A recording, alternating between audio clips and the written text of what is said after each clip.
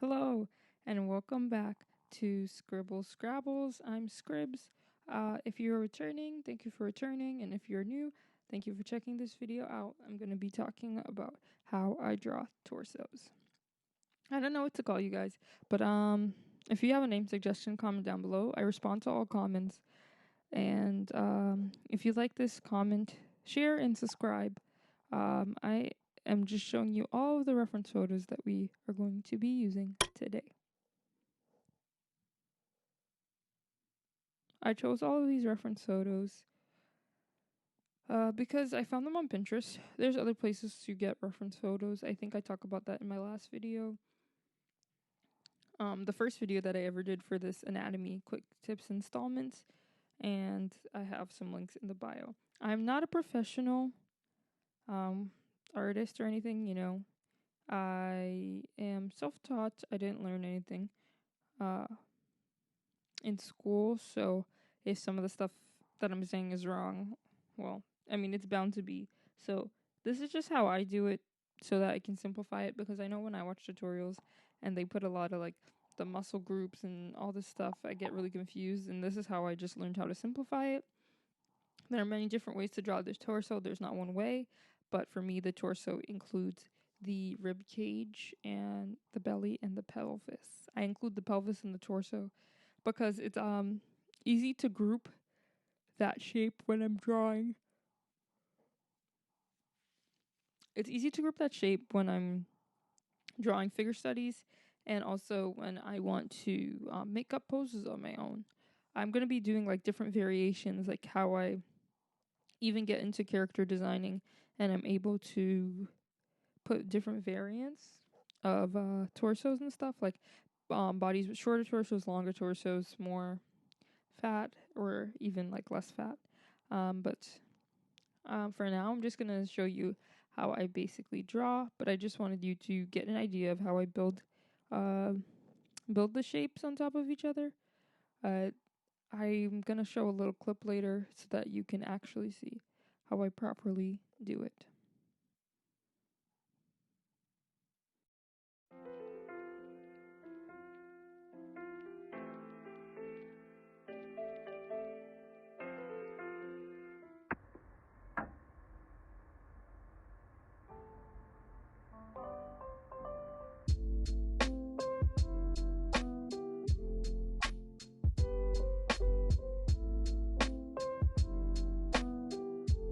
There are different variations that you can do for the torso.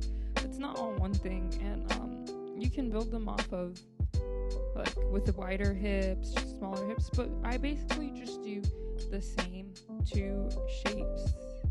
Like I started off with the fundamental of doing the same two shapes based on what I observed other people doing and how I like look at I would look at tutorials on Pinterest and stuff, and I would try to copy them. So basically what I did was I created a square for the rib cage, and this, I don't know what shape you would call that, like almost like a trapezoid for the pelvis. And yeah, that's how I did it. And I just add like, because the body is 3-dimensional, I just add like the side of a cube if you're turned 3/4 as opposed to being faced in the front. So you can see that I'm starting off with the shape of like the bigger shape of the torso and the rib cage together, as opposed to building them separately. And that's because when I was drawing this, I wasn't even thinking about it. I've gotten to a space in my art where I can just build the lines and I don't really have to think about the structural pieces of it. But when I shade it, you can see the two shapes that I'm talking about. So yeah, sorry, I forgot. I was like, when I was filming this, I was like, I have to make sure I simplify this the most, because a problem that I have when I watch tutorials, might not be everybody, but when I watch tutorials, I'm like, this is not that simplified.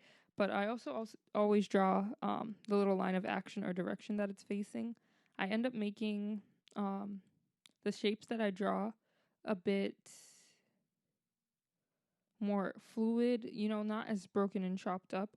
This one was pretty bad. It's really hard for me to draw backs. I'm learning though.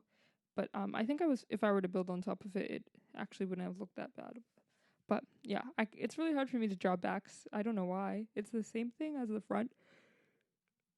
Like, I mean, there's a few different muscles, so it does make it a bit harder. But I think I'm getting better at it. Um, but you can see, like, I look for the line of action, gesture line, and then I draw the pelvis in, and I separate it from the rib cage. But I end up connecting the shape. Um, you should just connect the shape, but I was just breaking it down even more. You should connect the shape. It's kind of like an hourglass, but not everybody has an hourglass. That's the thing. That's what I'm going to talk about in my shape language video and stuff, and like creating variants of torsos. Not everybody has hourglass body shape, which is fine. Everybody's body is built different, and everybody's body is beautiful. But it's just hard to remember to vary um, the type of things that you draw. If you are collecting your own references, you're not gonna seek out stuff that you don't know as often. Oh, I struggled a lot with this one too. But you're not gonna seek out stuff you don't know as often, and also just what's presented to you. You know, if you don't get a lot of diverse body types that you're seeing, you're not gonna feel as compelled. You know, to draw it. You draw what you know. When I create characters and when I draw, I always try to make sure that I'm drawing different things all the time. I still need to work on that for sure. But I always try to make sure I'm drawing different things so that I'm able to, like, I'm not like a one trick pony or whatever. I tried to draw this one over because I wasn't satisfied with my first iteration of it. And I was thinking about the Prokop video talking about flour sacks. I always want to do that exercise. I've never done it before, to do flour sacks that are torsos, which is another good way to think about the torso, but it's really hard for me to draw a flour sack for some reason.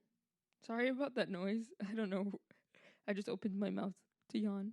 I keep yawning when I speak. I'm very sorry. I'm very distracted. And I shouldn't laugh. My torso hurts from exercising. So, what else? What tips do I have? If you don't like how you drew something, draw it again. It will get better if you draw more, if you practice more.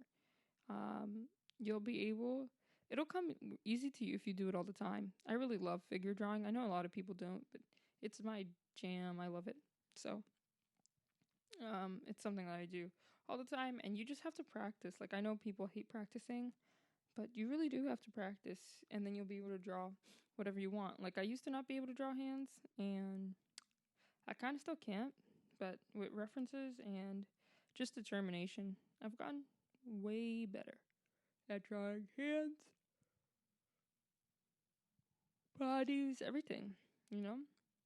I think that, um, obviously it's so simple to say, like, if you practice, you'll get better, but it's, like, a really annoying thing to practice, subjects that you don't like. Like, I really don't like still life, but if I'm ever going to draw, like, a background or something, I need to know how to draw some of those objects, and still life is a really good way to get better at it. Sometimes you got to do stuff that you don't like to improve upon your drawing. I will say that torsos are something that I think has come the easiest to me. I recently learned how to draw arms and legs in a way that satisfies me, and I can do it really quickly, but I like really, really, really love drawing torsos. Like, I would only draw torsos almost when I did studies and everything, because it was just like, it felt like the simplest shape for me to do, and it was easy for me to create variations of it, because once I understood the basic structure, it was easy to build off that. So that is what I'll leave you with. I don't think there's much for me to say. Otherwise, please continue to watch and see how I build on the torso. I hope you like this video. Sorry about my rambling. I should have said this in the beginning, but if you hate it, feel free to mute me. Bye.